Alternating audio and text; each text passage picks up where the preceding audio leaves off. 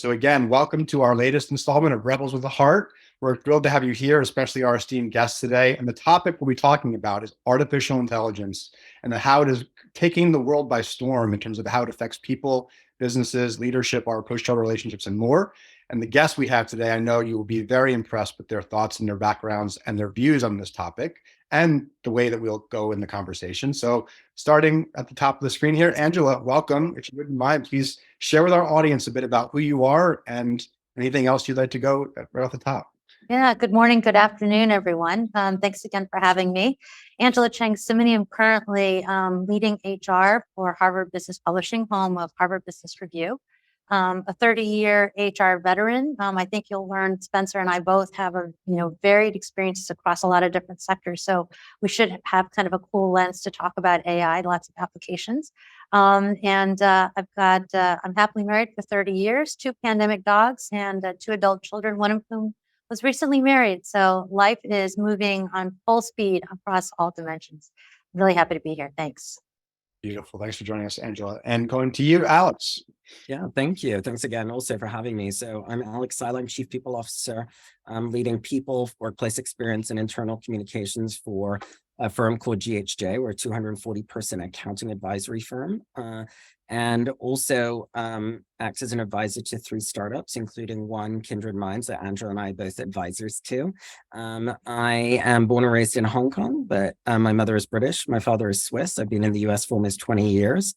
And I also have a lovely cat that is my pride and joy named Riley Noodles. So that is a little on me. Excited to share my experiences and what I've learned so far when it comes to AI, but also learn from others as part of this conversation.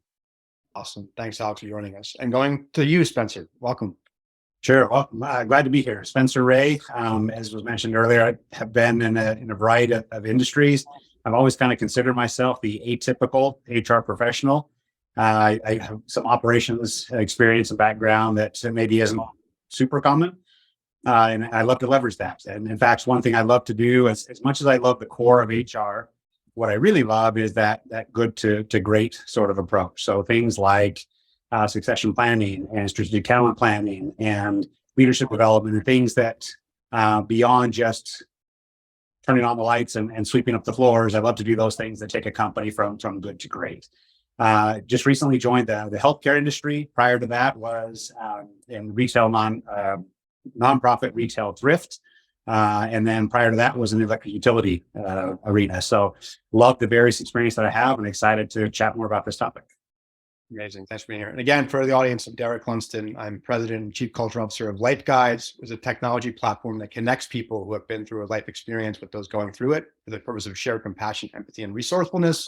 And there's definitely a data and AI piece to that, which we've not really talked much about, but it is very relevant to today's conversation. So we're going to get into that a bit. And as well as having the honor and privilege to be the host of Rebels of the Heart. And again, for our guests here today, the background of Rebels was it was founded at the time that the pandemic happened to begin. Coincidentally, prior to that, we were targeting how to focus on people-first leadership and cultures as a baseline for how we do business. And when we launched the very same week that the pandemic lockdown started, it took on a whole new life and meaning of its own related to how we navigate life and business and new situations. And arguably, the growth of artificial intelligence has the potential to be a massive, massive disruptor to business, to the way we've typically done things, to the way we will do things, both improving and in creating new possibilities. But also, I think we hear a lot about the fear and concerns and the massive change that people are seeing and how we adapt. So we're going to explore this topic today with each of you. So the first question I'll have is, what are you sensing? What's your personal inclination towards that continuum of AI represents unlocking of possibilities to AI represents the risk of, harming us, if you will, and how we balance those competing perceptions? And I'll share more about some of those stories, but what's your lens on that? And how are you seeing it day to day? How are you working with it? How are your organizations applying it? And any of you can take that question. There's no rules here. So you're on.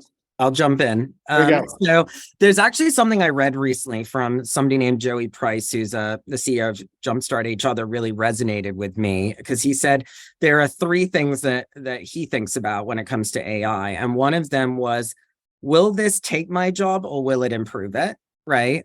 The second was, will it lead me to will I have to lead a reduction in force because of it? Or and the third one is, how can I help my workforce help navigate them through these changes? And so those are the three things that really, Derek, to your point, crossed my mind, because I think there are some really great implications that come with it, but there is also legitimately some concerns and the unknown that comes with it too. Yeah, I'll tag onto that. I mean, I think, yes. And I'm also thinking a little bit more existentially. I mean, I think, if I can, humans have not shown that we can be responsible without guardrails. Right. I mean, and we are on the edge of taking planet Earth to a place that we cannot come back from. And we have still not come to agreement. We still can't unilaterally make decisions on the things that we must do now to save us from permanent damage. And I worry a little bit about that from AI. I don't know if I'm, sort of having my own nightmare, but I do think that there is a possibility that this technology that we've unleashed could become something that we can no longer control. And we're not working, I think, actively enough, linking arms enough. We're talking about the good people acting responsibly. What do we do about the bad actors in the situation? So there's that whole layer to that. And then, of course, very micro speaking, what does that mean for the workforce? So I'm sort of yinging and yanging back between what does it mean on a macro level? And then what does it mean on a micro level? For us on a micro level, it's how do we embrace it responsibly? Because I think pretending that we can keep it at bay is a falsehood.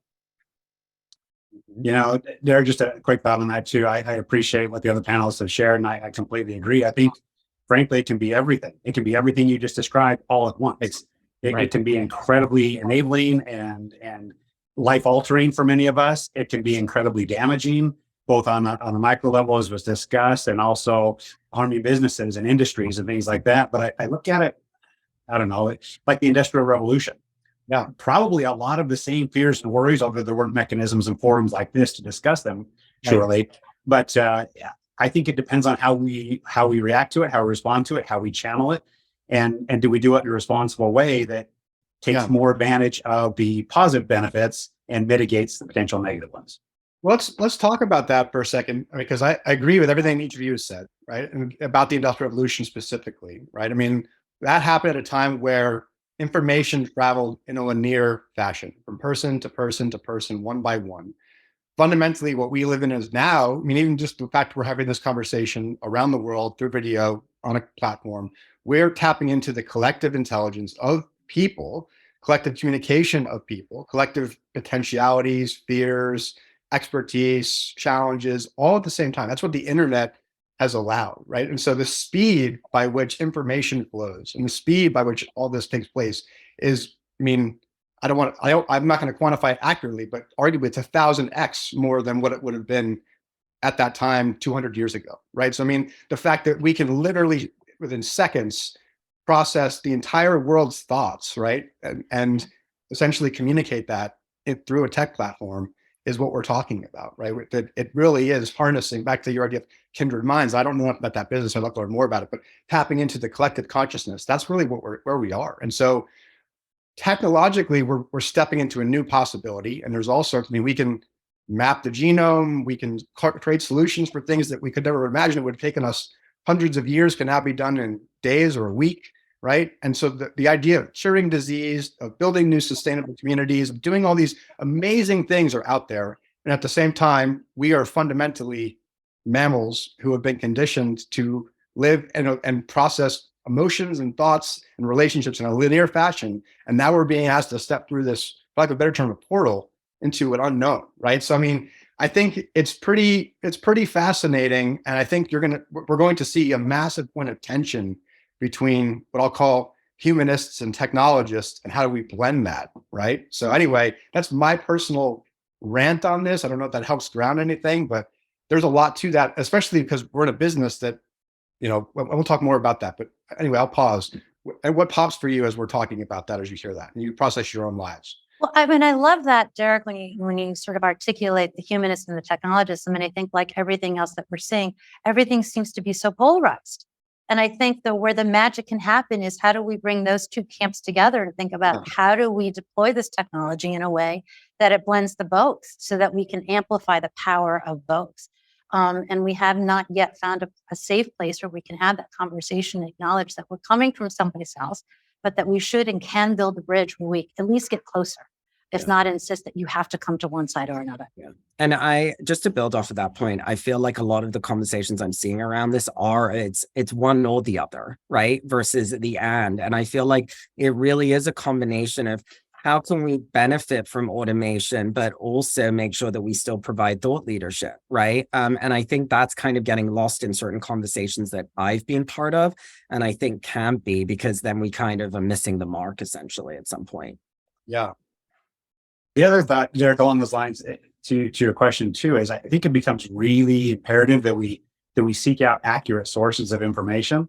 Yes. Because there's a lot of information out there, and some of it is gloom and doom, and some of it is unnaturally biased towards it can only be good, there can only be positive that comes out of this. And so to find a good balance of information, but also don't put too much stock in any one source, because they're probably biased one way or the other for reasons that benefit them, not you. Yeah. So Spencer, I'll tell a funny anecdote, and it's neither bad nor good, but we had a digital subscriber call into our customer line and say, I think there's something wrong with my HBR subscription. I'm trying to find 2 articles. And so what happened was she had put into ChatGPT, she was doing some research, and it tells her to go look at these 2 articles, these authors. And so our customer service team scrambled. Turns out it had completely made up those articles out of whole cloth. They did not exist. Talk about a class A hallucination. Like, it looked completely legit. The title sounded like they came from HBR. It tagged these authors. These people did not exist. And it took our own team like half a day before they were like, wait a minute, where did you say you found these articles? And she said, I got it through chat.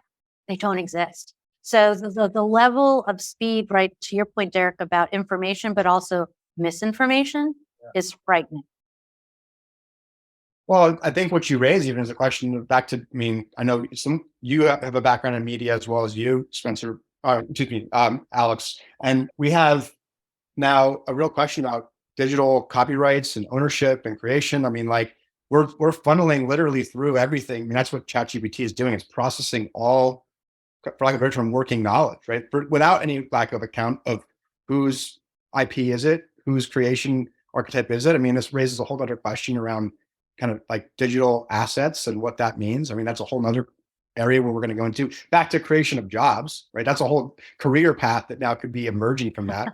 But taking a step back for a second, I mean, think about pre-pandemic, right? We were talking before AI and ChatGPT became what it is right now. We were talking about AI in the lens of robotics and automation, right? Truly, that the people who are most at risk were what we were considered in the pandemic essential workers, people who were working as food servers in restaurants, who were working in areas where you could repeat the tasks. And that we heard a lot of, do you think, back to that point about the loss of jobs that was coming because of robots that were going to be automating human capabilities. And what's happened is we've now seen 4 years later a complete swing in the other direction, where we have AI writing contracts of legal grade quality. We have them automating, writing articles that are on the level of HBR, that so much so that they could actually fool the system into that way, right? Potentially, you could have AI helping physicians do diagnostics of what's going on across the entire spectrum of new diseases and process, active clinical studies and so forth. I mean, the possibilities here are, I mean,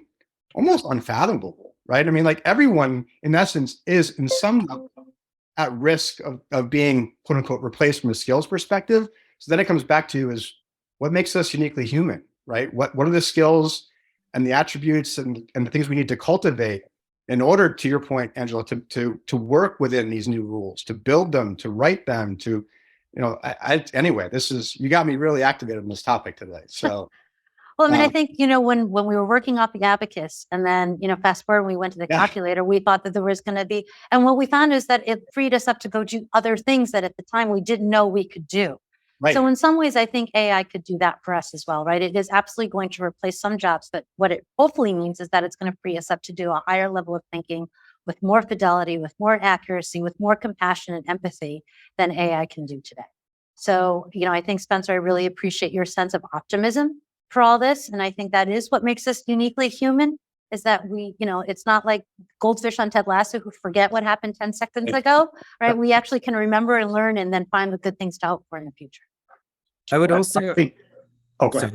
no, I was just going to say that it's also our responsibility as people leaders to allay our team's fears, because they see this out there and they don't know what it means for them. And going back to Angela's point, it's just a reminder that even if certain parts of their job do get automated, that doesn't mean there's not going to be a shortage of other things that are coming down the pike for them to do as well.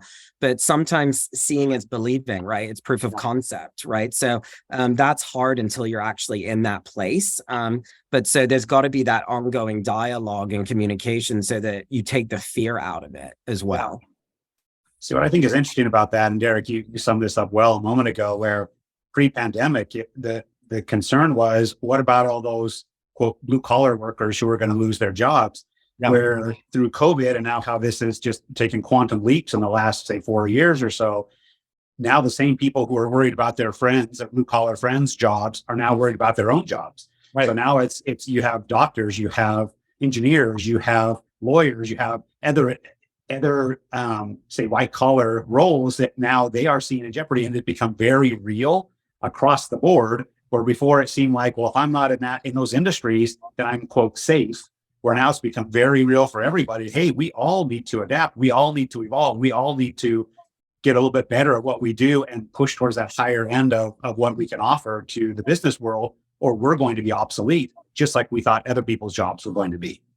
Yeah. So to that, I completely agree. So where does that bring us to as leaders and operators of companies and people teams? I mean, and even think about the educational system. I mean, what should we be I mean, as a parent of 3 young kids, and I know you all have, children or grandchildren or have nieces and nephews and others that are in the space, right? I mean, like we have people that we're thinking about the next generation. What do we teach them, right? From the standpoint of critical thinking and how to actually, to your point, process information or what could be misinformation. How do we help them really evaluate those information as it changes so quickly? Having discernment, right? How do we teach them the path of curiosity and really cultivate their emotional intelligence? So this relational component, right? That's goes back to what makes us human, our ability to relate to one another, to build deep connections, not just on the mental level, because now we have almost God level consciousness through computing, but on the human, emotional, spiritual level, how do we really connect at a deep level and adapt? Because this is going to get faster and faster. I mean, to your point with physicians, I mean, even artists, I mean, look at that beautiful piece on your wall in the background, Angela. Like we have now AI writing songs, creating art, creating video games, creating commercials, things that teams of people would spend, or individuals would spend their life's work doing, can now be completed in days or weeks at a level that's comparable to human consumption of mass media. It's wild, right? I mean, like the implications of this are, I mean, truly, they're out there. So then it goes back to, okay, what do we do to cultivate, frankly, the souls of humanity, right? What makes us that essence of who we are as a people, as a species, of what matters? Because now work almost becomes arbitrary. Every job can be replaced, created, rewritten, undone, right? Like the idea of being a rebel, it takes a whole nother level, right? Like the whole system can be redone. So with that, how do we do it? Like who are we? Who are we as humans, right? How do we build that? I mean, that's HBR is in a prime position to be a thought leader in that space. Each of you are in a prime position to be thought leaders in your organization. I mean, like the responsibility of leadership just became 100x, right? To your point, of allaying fears, of communicating humanity, communicating purpose, of leading through change. I mean, this is like next level, in my opinion. And Derek, I mean, we're still grappling with what does it mean to come back to the office? Right. I mean, and that's just pretty binary. Do you come in or do you don't come in? Do you have an office? Do you not have an office? Right. Yeah. Like that's, and we can't even really solve for that. Right. I don't think there's anybody who's still cracked the code on that.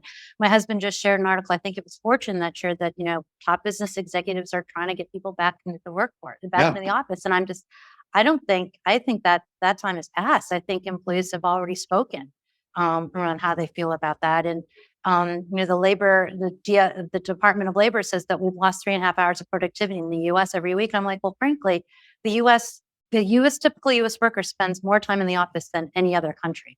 I think that's actually a good thing. Like, so instead of working 65 hours a week, maybe our employees can actually find time to go on vacation. So, I mean, I think there's some really fundamental questions that we haven't even fully answered that AI just completely like put into perspective. So in terms of, my role as a people leader, I think Alex is exactly right. To some point, let's just all take a breath, right? Because this is just like the pandemic. There's no playbook. So we're just going to all figure this out together. And there's no rush to an answer because there is none there, right? What we thought was the question yesterday is now going to be completely different tomorrow. So some of it is just, everybody, calm down, because there's no reason to get excited over something that we can't possibly protect. Well, you raise an interesting question kind of fundamentally again. I mean, should we be spending more time on leisure, truly, like on our health, on our families? Like, does this release this time space to do that? Is that part of the design that's being gifted in some level here, right? I mean, or because we spend so much of our lives over the last 100 years focused on work as a purpose, work to create, work to build community, right? That's shifting, right? And so shifting towards what, right? What are we here to do now? Is it because all that stuff is taken off of our plate, kind of conceptually speaking, right? What is it giving us space to do? I mean, if that's a question, what would each of you do if your jobs were now, changed? What would you focus on as a human? Right? Let alone what your role is right now. How would you spend your time if you had to work 10 hours a week? What would you do? Derek, if I could, I'd like to just hit one piece of the conversation and we can go into your new question. But as far as a leader, because I think that's a really appropriate question. As leaders, what do we do to help our teams? Or as you mentioned, as parents, what do we do to help our kids? And I look at it as, and this might seem overly simplistic, but I look at it as, I think we need to really reinforce and teach, reward behaviors and traits that embrace this changing world. So things like resiliency, things like adaptability, things like being curious, things like being okay with ambiguity. Those are skills that may be underappreciated, under rewarded, and therefore not as prevalent as they probably ought to be. And we're in a world where frankly, you can't succeed without those. And so as leaders, I would love to see us do more at rewarding that sort of behavior. I think COVID was a wake-up call for a lot of us that the world can change on a dime. And if we're not ready for it, we will get buried by it. And so how do you teach those skills I mentioned earlier? And then at home, how do you teach those same skills to your kids? So instead of your child thinking, this is what I want to do, and I'm only ever going to do that, and that's going to be my life, helping them understand, hey, go with the flow. I mean, you can go stand out in the river and put out your arms and pretend you're going to stop the river, or you can turn around and go with the river and go to some really cool places. And so that would be my answer to what is leaders and parents should we be doing. Let's teach and reinforce some of those skills that will help our kids and our teams be more prepared for those ebbs and flows of the world. The other thing I was just going to add, Derek, kind of to your point and feeding off a bit of what Angela said, is I think that people have realized through the last few years how valuable time is, right? And this new generation that is coming up is realizing that more than ever. And I continually have conversations with people who say, well, great, I don't really want a partner title if it means I'm going to have to work all those hours, big deal if you get those kind of bucks. Like, I'm not willing to do it. So I think if anything, it's sad that a pandemic had to teach people that, but part of it is also I'm kind of thankful that people have, as somebody that is European and raised in Asia, knows the value of PTO. I'm glad that it's catching up in the US kind of, but it's a shame it had to go that direction. But that's what I'm seeing. People really value their time, and they're also not going to waste their time on things that they don't find valuable at this point. Yes, completely agree. We've talked about this, and we're going to keep digging in this topic. Angela, is there anything you want to add to this while we're on the topic? No, I think my panelists have expressed it perfectly. Thank you. Yeah, absolutely. I mean, it is a real question, right? Time versus money versus purpose versus skills development. These are all motivations of what we're being asked to do and what the future will do. So let me ask this question. For each of you as talent leaders, which I know each of you has a background in leadership development, curriculum development, education in various forms, how do we is work now the environment of education, right? Is that also the trickle down, if you will, or maybe that's not the wrong word, but the outflow of education to the school systems of tomorrow, right? I mean, from the standpoint of, we know that business moves the world right now. It's the fastest place where change happens. That's just a fact, right? So arguably, we are now given the opportunity to look at companies, truly organizations, might be a better word, as centers of learning these new human skills of resiliency, of adaptability, of discernment, of critical thinking, of communication, of deep relational connection, right? Of building consensus in communities and building new ways using the tools that are emerging, right? We are given that opportunity to literally pioneer that, in essence, in this new model, and bring that to the leaders and workers and, pioneers of tomorrow, right? The children, literally our children and grandchildren, right? And so what does that look like? Because I think it examines the whole basis of, as a capitalist society, we're in business to create value and create exchange currencies in honor of that value. We're moving into a truly abundant world of information, of possibility. Like, again, it's 1000x what we are. Like, it's hard to even process what that is. When you think about 1 million to 1 billion to 1 trillion, that's the kind of exponential leaps that we're going to go through in the coming decade if we use AI unfiltered, to your point, Angela. And then there's another question: do we put filters on it? Do we constrain it? How do we do that? How do we actually, because we need to move quickly. I mean, there's people out there that are creators of this who are saying we need to move very, very quickly if we're going to get a handle on this, because it moves that fast. And so how do we do that? I mean, that's because it's down here. It's almost, it's out of the bag, if you will. So I would say that we would be silly if we didn't have, first of all, as many touch points as possible to get this out there, whether that is schools, to your point, whether that is the workforce.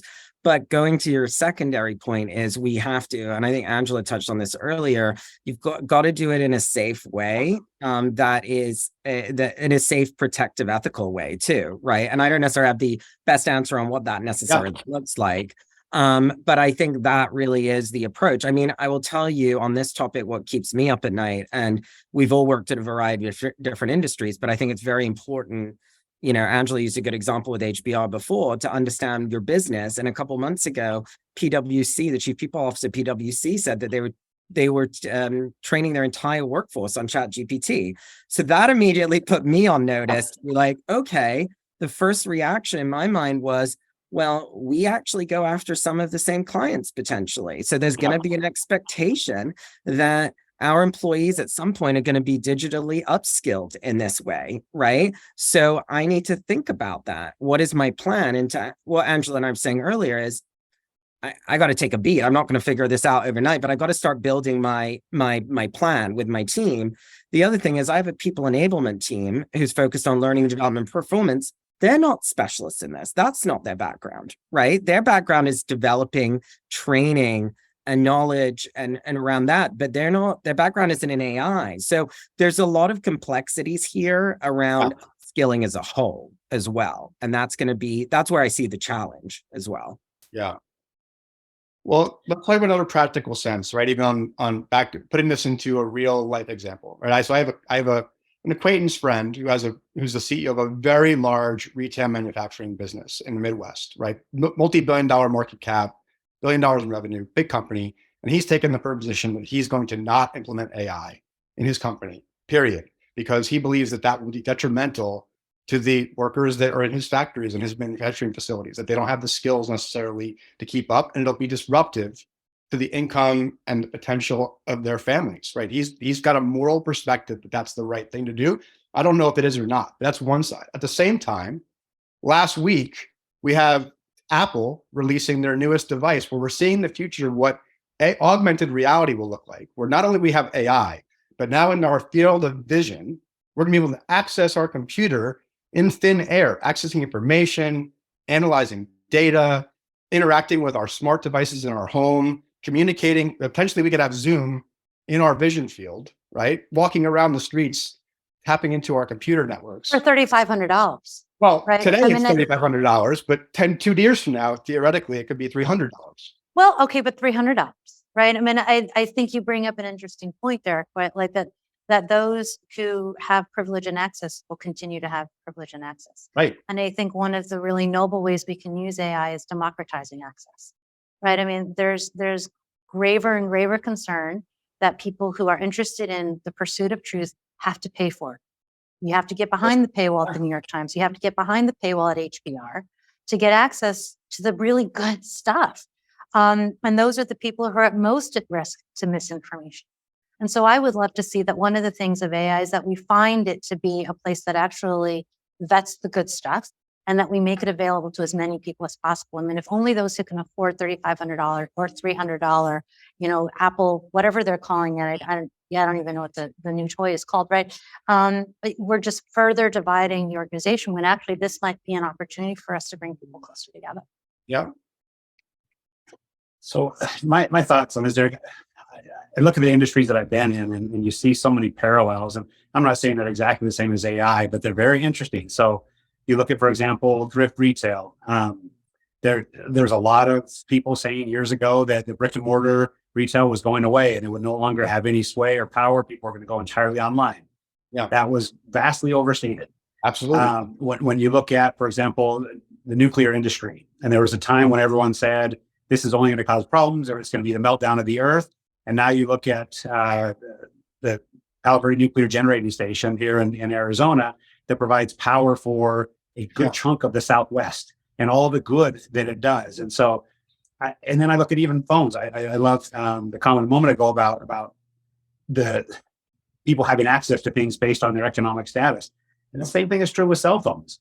Exactly. Early on, it was a major, especially smartphones, but it was a major coup for someone to have that. And then gradually that's worked its way through. And it's become commonplace where someone may not have a car or a house, but they definitely have a smartphone. And so it happened in 20, how that's in been 20 normalized. years. In 20 years Yes. that happened. Just to put in Yes. perspective. To your point, it was inaccessible to most, to now literally villages in sub-Saharan Africa have phones.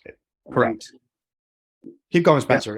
I just No, want and so I just going to say, I think it's more about how we approach it, how we embrace it, how we use caution and care and put rules and parameters and limits on things as we need to. But clearly you've seen from my comments today to think that we're ever going to stop this or we're just going to turn it off and pretend it never started is kind of silly. So I'd rather look at it and say, okay, how do we embrace this in a way that's responsible, that allows us to, again, mitigate the risks and embrace the positive aspects of it. Yeah. I'm looking at this, the latest chat comment here about brick and mortar may not have completely gone away, but it has been majorly hurt. I mean, I think some of that is a parallel to asking people to come back to the office. Absolutely. The reason for the office has changed. And if your compelling reason is culture, and that means bagels in the morning, you're completely missing the point, right? I mean, you have to give people a compelling reason for that experience. And I think that is why people are now flocking to be shoulder to shoulder and pay $3,000 to see Taylor Swift. There is still something about the live experience and having that shared community, right? Like, I mean, I've heard people explain that Taylor Swift concert is life-changing. That's a whole nother track, Derek, right? But I think there, back to your point about humanity, there is still something about being human, about having shared experiences, that not everything is going to be through another physical lens, but there's some things that only can be achieved when we're together. You raise a fascinating dilemma there, right? So $3,000 for the new Apple AR headset, which helps me do my job and live my life, for $3,000 to go to Taylor Swift for one night, right? How do we? Crazy. How do you square that, right? That's an easy call right there. Right. But I mean, I think we haven't found yet the sweet spot. So I worked for a while for a beauty brand and we had 200 stores and we had too much overhead. So we shut them all down, decided to go completely e-commerce. It's a beauty brand. People want to feel the texture. They want to smell the fragrance. That was such a misfire, right? So there was still a place for brick and mortar. So long as strategically you understand how to play each of those, there will be a reason for it to exist. There will be a reason for electricians, and there will be a reason for coders, and there will be a reason for HR leaders, right? But we have to define and we have to defend the reason for being. Well, and I'm just going to plus one to what Angela said and add that, the way I look at in-person time is different now. It's not about FaceTime, it's about connectivity. Yes. And that's the shift, right? And my team have said to me and others, we want to be able to connect with you in person. We want to build that connection. I think that's how the dialogue has shifted and changed. And that kind of goes to the Taylor Swift example. And that's why we do 2 firm-wide events a year where we fly everyone into Los Angeles, right? And it's a hefty cost, but it's so important to our culture. And people are like, we're so glad we have this shared experience with everyone. And that's what it comes back to. And those things I don't see going away, right? People still are craving that, right? Even for me, I like going to a WeWork twice a month just to be around people I don't know, just because it feels like there's a community there, because loneliness in this job is also a real thing, so that's another piece. I mean, So you think, Derek? Go ahead, Spencer. Yeah. I just say the other thing I think happens is we tend to look at this new world with AI and only within the paradigm of what we see right now, the current world is. And we see what's going to go away, what's going to be diminished, what's going to be less, what's going to be unnecessary. And yeah, there's probably a lot of truth to that. But like any of these huge transformations in culture or technology or both, it creates a whole new world. And so you look at the advent of the desktop computer, for example, some might have said, well, that's going to ruin all these jobs. But it's created a whole new industry with all sorts of offsprings of it. And so again, the optimistic view of it is if we're smart about it and if we are adaptable to what's happening, you take advantage and you help create what this new world looks like instead of holding on to a maybe dying or at least feeble old world. Yeah. So there's 2 different paths I want to take this down. So I'll go down the first because you kind of gave voice to it, Alex, which is the idea of loneliness, right? We've all been living in this, to your point about the role of the office or the no office and freedom of our time versus expectations of organizations.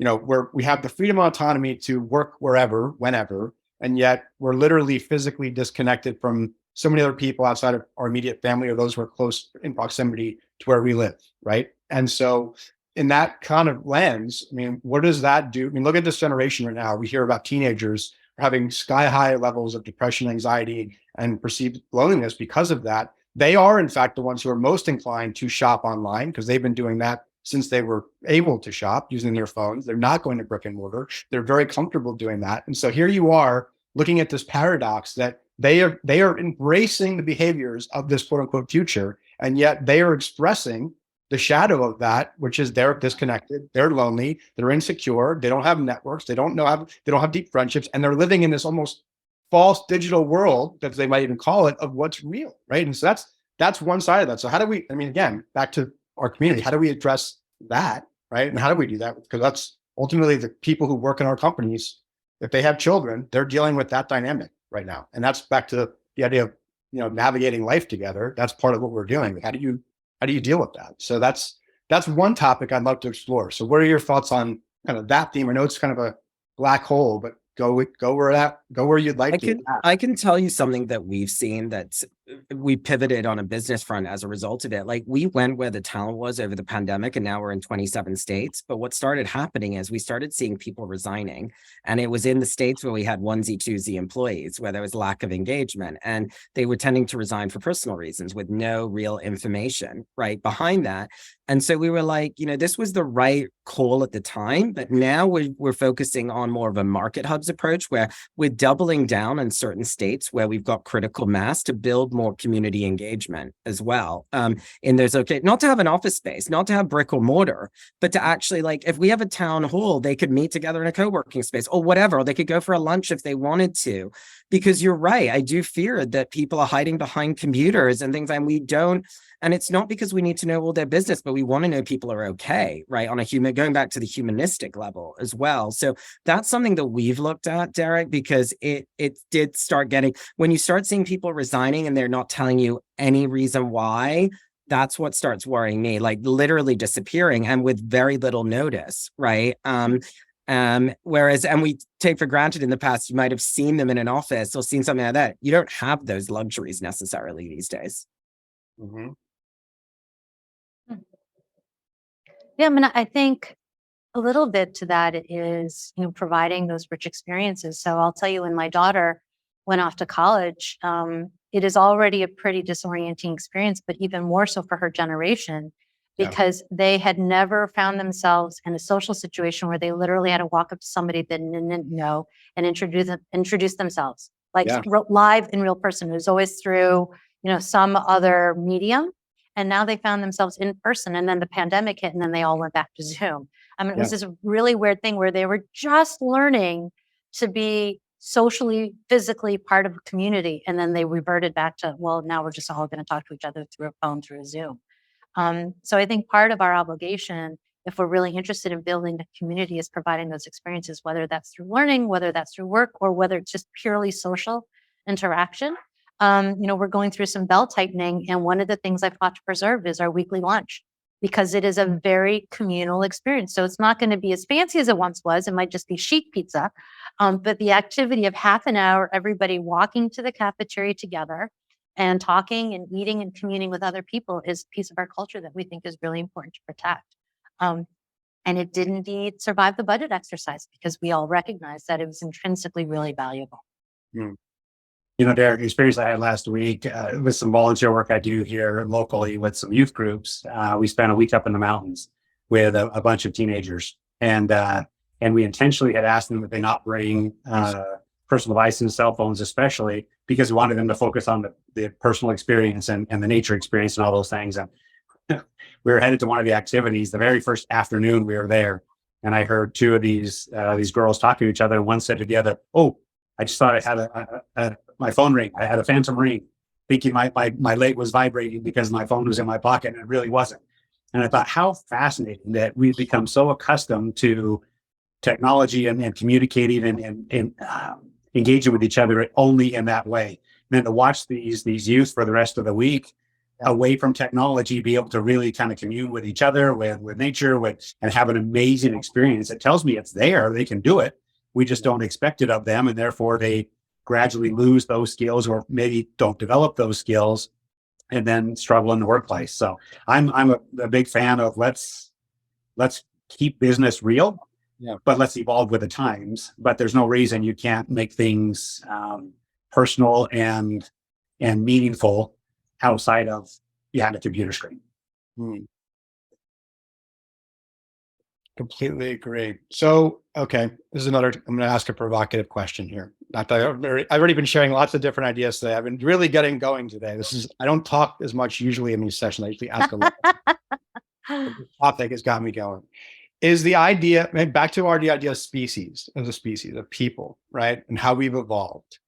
Have we reached a point even that fear is obsolete, right? That it should be, right? Because there's so few things right now that actually are killing, to our mortality. Like, this actually opens up so many different possibilities that we could literally cure diseases. One of the sources of how we die, right? We could literally make the world safer through technology innovation. The reason why people don't connect, I got this question in the note in the thread about trust, right? Why do people not trust one another? There's a fear. There's a fear that someone is, to your point, Angela, a bad actor, or they can't be safe, or they can't rely on. We are being necessitated to look and work through that fear in order to move into that new reality that's possible here. If we don't do that, AI will, in fact, be an inhibitor to us. We are being required to lean into that fear and break through that fear as a collective in order to use this effectively. So I don't have an answer, but that question just kind of popped for me. Like, how do we literally change our human physiology to break through the way we've been conditioned around fear? Because it served a purpose as we were evolving. Could be killed by so many different things. Data shows, even though we see the news right now that we're in a place of war and fear and all those different things, data shows we are in the safest time of human history. That's an irrefutable fact from a data standpoint. More education, more access, safer. But we still believe, because our primal brains condition us to be fearful. How do we set that aside and move beyond fear as a human species? And is this what's being called for us right now? And I don't know. That's literally a question I've just asked for the first time. But that prompt in the thread about trust, and can we trust AI versus can we trust humans? Can we trust our brothers and sisters as people more or less than technology?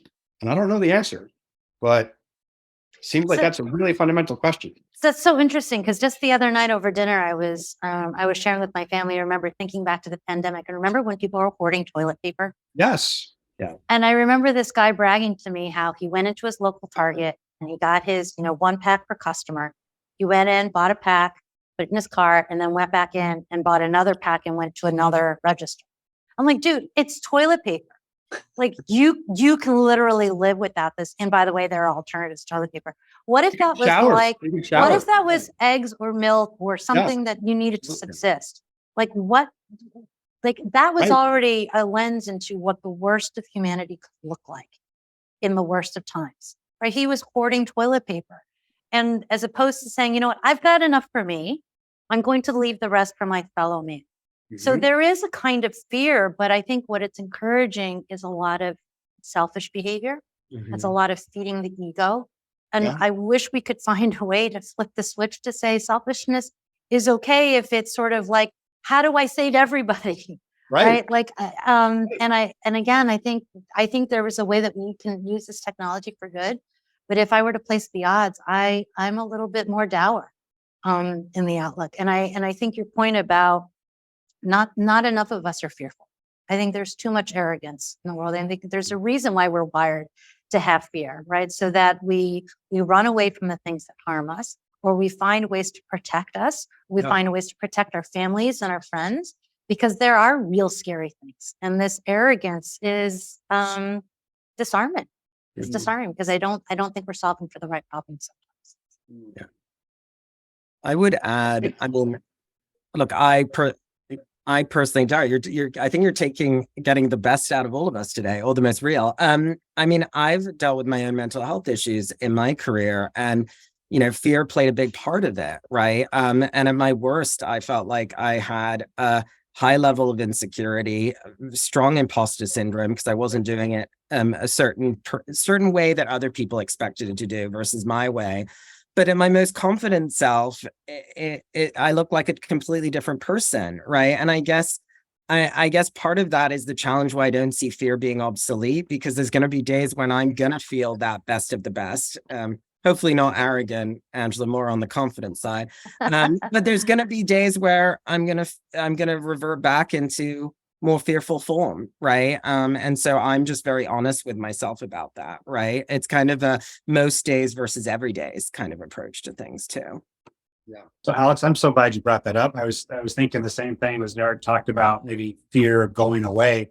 I think fear is just shifted and transformed. And we have fear of different things. So I may not fear the 1,000 diseases that I feared as a kid, but especially mental health, I think is a really prevalent topic right now, where a lot of people are, and I think it's been around for a long time, by the way. I think we're just better at diagnosing it, better at treating it, better at being receptive and open to it, instead of just saying, hey, walk it off sort of thing, as we used to do in a silly way. So I think it's fear of isolation, fear of not being enough, fear of the loneliness, fear of lack of connection with people, fear of adding value. And when you get isolated, as this world is done, this virtual world is done, you don't get the quick data points. I mean, how many of you have told a joke on a Zoom call and felt like that was a killer joke and nobody laughed? Yeah. And so they're just simple things like that, where you can't engage in a real way with people like you used to. And so those little affirmations you used to get that would help you feel okay, I don't think we're getting like we used to. And so people are they're diverging and saying either I don't care and I'm okay without it, or it mattered a lot to me and I'm not okay and I'm in a really difficult place. Yeah. Well, and I think too, everything is so highly curated. Yeah. Right. Yes. I mean, all the social media people are only put their very best versions of themselves, right? You Yeah, see those sure. women who are like, when I pose this way, you don't see that I've got a saggy belly, but actually in real life, I have all sorts of body issues, mental body issues, right? Like, I mean, so everything out there is so filtered and it's so glossy that if you can't help but feeling like, what's wrong with me? Everybody else is living their best life. Yeah. And we know that's false. We know it's Absolutely. false. Absolutely. Yeah. Correct. You were going to say something, Alex. No, I was just going to say, and I think all these fears, they can become such distractions too, Yeah. right? And they can distract you both personally and professionally, right? And so you don't want that to become your own worst enemy either. And Spencer raises a good point. I remember when somebody told me earlier in my career, like, oh, I feel like you need validation. The more senior you get, you better not expect to get that, because it's not going to happen. And I was like, I guess that makes sense, but that's also really sad. You know what I mean? Like, Alex, you're great. yeah, you know. Here's the Thanks, thing, and I think you're great, Alex. I do agree with Angela, truly. Here's the thing. And I'll raise this contrast for just 1 second again, because the things that we're talking about that we fear, they're things that are ego fears, but they're not actually survival threats. Right? That's the difference. Like at one point in our human evolution, we actually feared that we would fall off a cliff, we get eaten by an animal, that we would run out of food, that we wouldn't have water. They were physiological, mortal threats that we feared, that they helped keep us alive. We have progressed well beyond that point, that we're now tapping into the collective mind and consciousness of the human species. These fears are our egos. They're our stories. They're not actually threats to our lives. They're threats to our stories and what we've created about who we think we are or want to be, right? But then think about unpacking that at scale, right? What that would do for people to be connected together, right? I mean, like, that's a whole other level that I think we could spend a whole episode diving into, like Absolutely. the practical application of that in the workplace. Like, what would that do? I mean, think about how many executives are, to your point, Alex, they are the achievers complex, right? They achieve to overcompensate for what they don't feel they're enough. And then yet so many people, we know this is diagnosed and talked about in HBR case studies, right? The senior partners at law firms that are alcoholics, right? That lose, executives of companies lose their families, right? These are things that are not, again, they're life deaths, but they're not mortal deaths. And those demons are so much harder to combat, right? Because yes, when you're in your cave and you know that you've got a fire front, so the lion's not getting in, like, okay, Yeah. you're good, right? Yeah. But when the lion's in your head and it's knocking on your door, it's so much harder to deal with. yes. Yeah. And that's why I love working with pragmatic leaders who are like, I know what I know and I don't know what I don't know. That's why you're here. And I'm like, thank you so much, because otherwise this would have been a way rougher ride. Basically. Well, I mean, think about this, right? We have, for the most part, factually, the four of us together have never had a group conversation. This is the first conversation we've had as a group of peers and colleagues and human beings. And just look at the ground that we've covered. I mean, this was, hopefully you guys felt supported and challenged, because I definitely pushed the envelope on this one. But I mean, this has been a very rich conversation. I feel like all of us are going to go back and be like, wow, what is going to happen from this? Like, what are we I need doing? a nap. Right? I mean, seriously, like we've cut so much ground, like on the business, on the ideas, on the implications, on our values, in our collective, on our friendships, on those that matter, what matters. I mean, we still have that question, like, what would you do if you didn't have to work? If work was a different form of work, what would you do? What matters, right? Because that's the question that you want to get voice to, Alex, is people are asking, I have limited time. I want to do work, or I want to spend that time on things that matter, right? With people that matter. And how do we develop those relationships in the workplace, right? Because that's such a, wide-ranging word right now, right? In office, out of office, in our home, out of home, in brick and mortar, in the virtual world. Like, what does that look like? I mean, this is a massive change. This is a quantum shift in our species development, truly. Like, that's what AI is. I mean, it's quantum computing. It's literally shifting our progression as human beings. So I don't know if you have a closing thought on that. I welcome any of you to share your final thoughts on it. But this has been fun and challenging, and I feel like we have to do a part 2 at some point. So, Well, I'll go back to an earlier thread, which is, I would love for every human being to be able to answer that question. What would I do if I didn't have to work? Right? I mean, because for some people, they will always have to work. And they will always have to worry about where their next meal comes from, or when their next rent paycheck comes, when their rent payment comes from. And again, I'm hoping that this new technology in the hands of responsible do-gooders will find a way to provide more access, more opportunity, so that we can lift all boats, so that we don't regret that AI has been unleashed, but that we embrace it and thank God that it's here. I'll add, and that's why I came into this wanting to learn, and I did, which is great. And I think one of Angela's sage words of wisdom, or lines of wisdom that I like, was about access. I think amplifying that message at our companies and beyond around how do we create equity and access around AI in a thoughtful way. I mean, that's definitely one key takeaway for me, because there is a level of privilege that comes with these things, right? And we don't want it to unnecessarily hurt people, disadvantage them in some way as well. Yeah. Darren, just a closing thought too.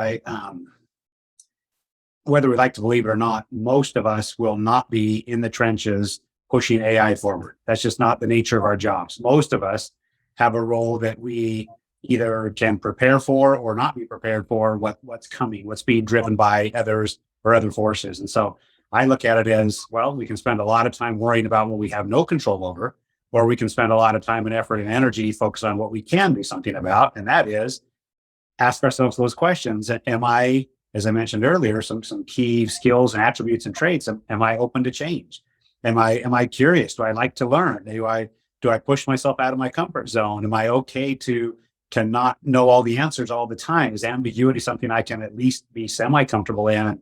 Those are the things we can change. And so a whole lot less fear about what might come and what we can't control, and a whole lot more emphasis on, okay, what can I do about it? Because what I know for me, whenever I'm focused on the things I can change, I feel a lot more comfortable, confident, ready for whatever might come, versus when I'm focused on things that I have no control over, I feel powerless and frustrated and anxious because I'm not doing anything positive with the gifts I've been given. Thank you, Spencer. Well, I would just say thank you to each of you and all of you for being part of the Rebels of the Heart community officially. Honored to know you as friends and colleagues and peers. And I'm here for you personally. If ever you need to bounce any idea on your mortality, digital or physical, otherwise, I talk about any of this stuff anytime, I'm game. So, and we're just here to support. I'm glad to know that there's colleagues and friends like you who are out in the trenches, to your point, doing that work with people, because that is fundamentally what we are in the trenches to do, is work and support people and work and support them through these changes, which are going to accelerate and continue. And I think the pandemic was just practice, frankly. So here we go, as they say. So thank you all, and thank you to our attendees and our community for joining us and spending time with us today. And we'll see you next time. Thank you. Thank you. Thank you. It's a pleasure, Derek.